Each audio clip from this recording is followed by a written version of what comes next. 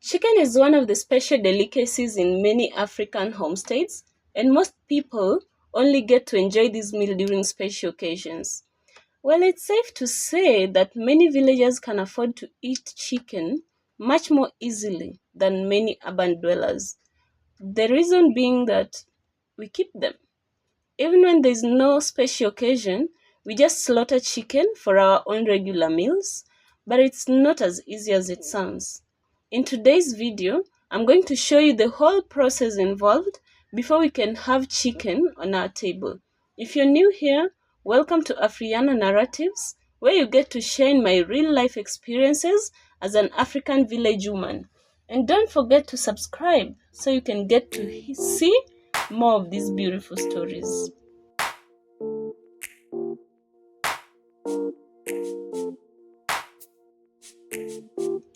Well, we don't cage our chicken like prisoners.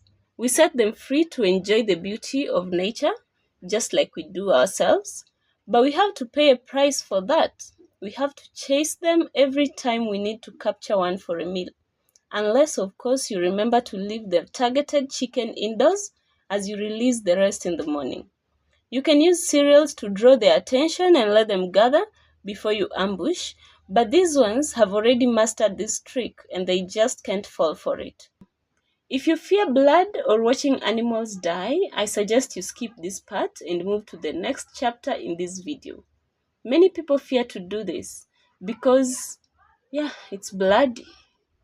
But since our chicken are not like, the ones that do somersault in those chicken butcheries in cities, we gotta face the job and we have to do it ourselves. I'm one of the people who would rather delegate this step to others than do it myself, unless I have no other option. Thank God today I have an option. Some people tap the blood into a bowl and boil it to eat, but in our homestead, we don't like eating blood, so we just pour it out. Once the chicken is dead, we remove the feathers before we boil it. And of course, we can't do that before dipping it into piping hot water to weaken the feathers and to make the scene less bloody. Have you ever been served chicken that has some feathers or rather hairs stuck to it? That looks gross. I once had that and it's, not nice at all. That's why the feathering process is very important and we have to do it very thoroughly.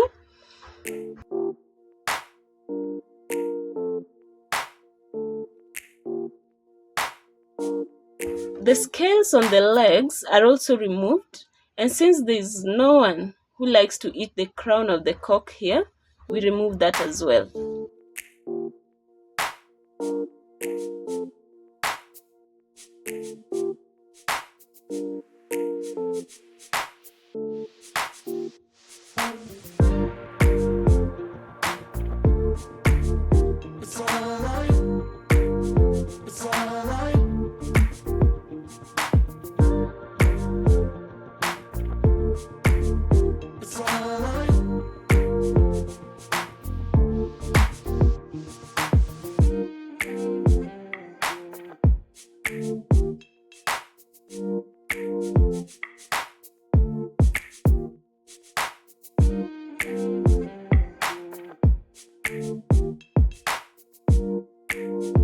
After defeathering, I don't even know if that word exists in an English dictionary for sure. I just know we remove the feathers. English teachers, please correct me. I don't know how to call the act of removing feathers from the chicken. I just created my own word called defeathering. So after defeathering, we roast the chicken lightly over a wire mesh to burn the remaining feathers, because some might still be left, as well as the scales. And the blood will also clot more in the process. And it's easier to do this using a jiko than the traditional fireplace.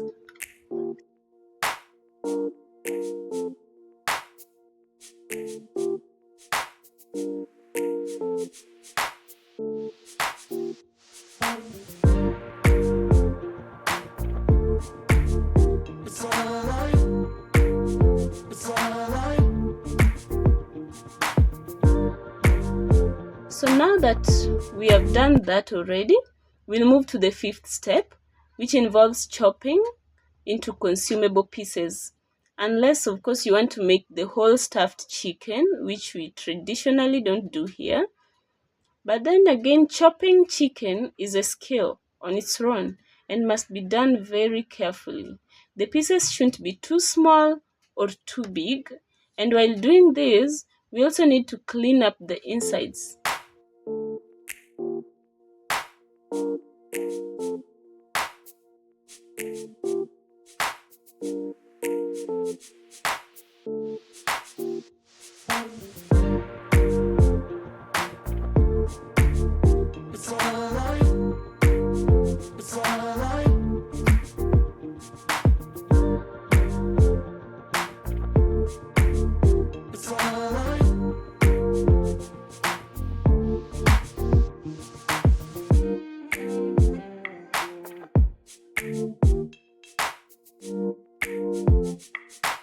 Special care must be taken to ensure that bile isn't spilled, so it doesn't become bitter. Is it bitter or sour? One of those two. So it has to be carefully removed. And then cleaning the intestines is also not an easy task, and most people just prefer to throw them away. But because we have children, we would rather not throw them away. So we have to clean them one by one. You can turn them inside out or use a stick to do that. But then whichever way that works best for the person who is cleaning it, yeah.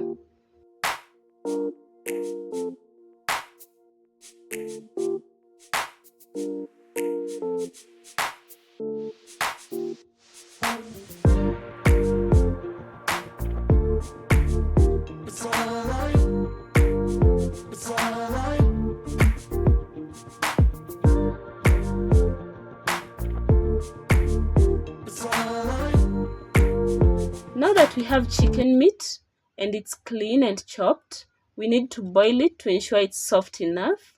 It's already dark outside, as you can see, and it's boiling nicely. I can't wait to eat. Meanwhile, as we boil the chicken, ugali is also being cooked on a separate fireplace.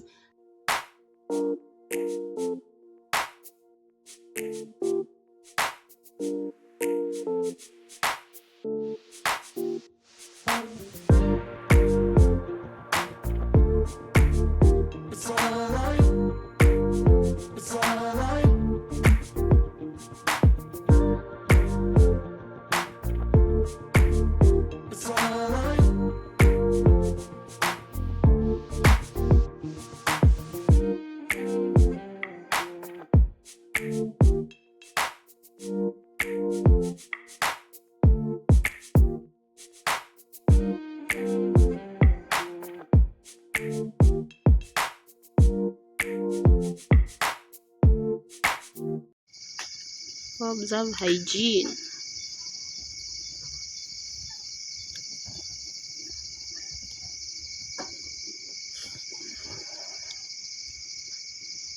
If you wish to know how we cook ugali, make sure you subscribe and hit the notification bell, and you'll be the first to know when that video is out.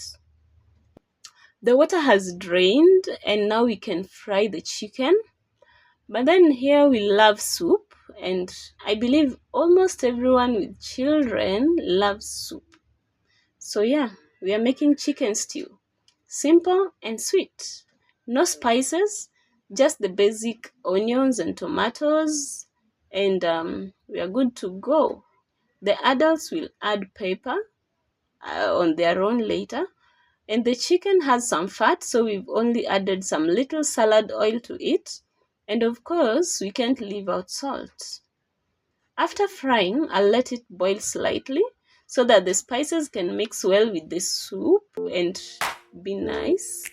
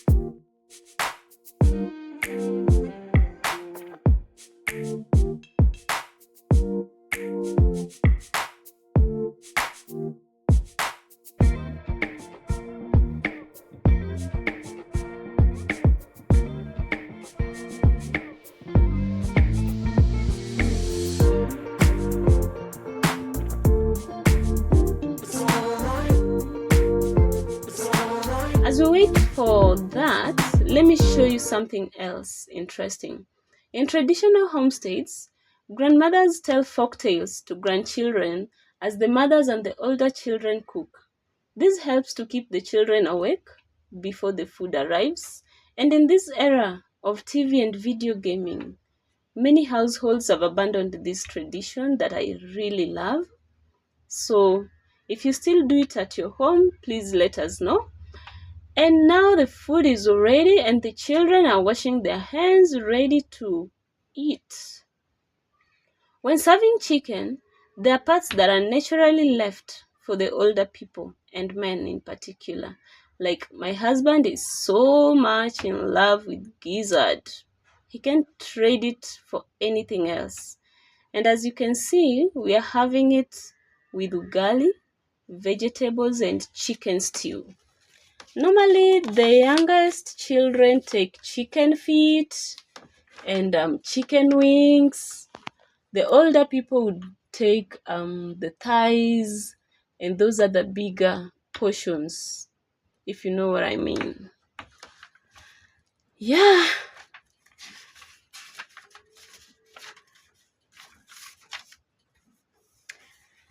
So, you can take Kienyeji chicken stew with rice, chapati, and other side dishes, but we love ugali the most.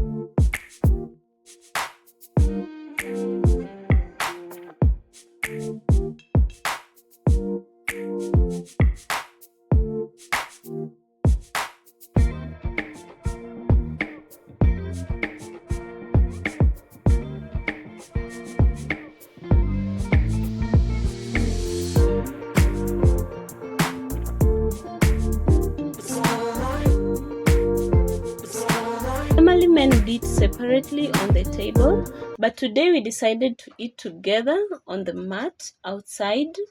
After all, it's the sense of community that makes this meal special. And just so you may know, the Luhya tribe of Kenya are best known for their love for this meal. They call chicken ingoho and ugali obusuma. Our Luhya brothers, please let us know if we've done it the right way. Of course, this is our way, but you can also tell us if there's anything else that you do differently.